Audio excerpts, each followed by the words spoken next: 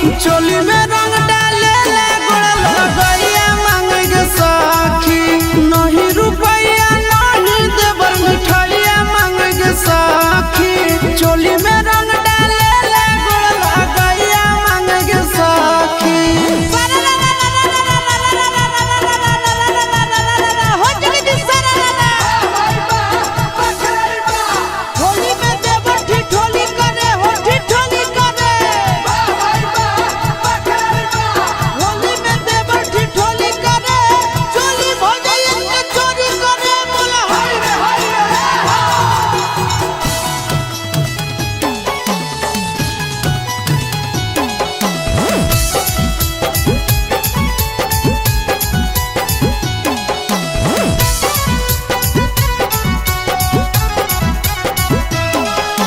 सुतल में ठोके के बाड़ी ओढ़ल रजाइया मांगे गे सखी।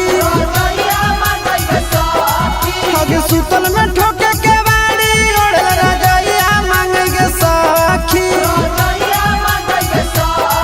आगे साया में रंग डाले ले गोड़ लगैया मांगे गे सखी। आगे होली में देवरा बहिन मोर बटैया मांगे गे सखी। चोली में रंग डाले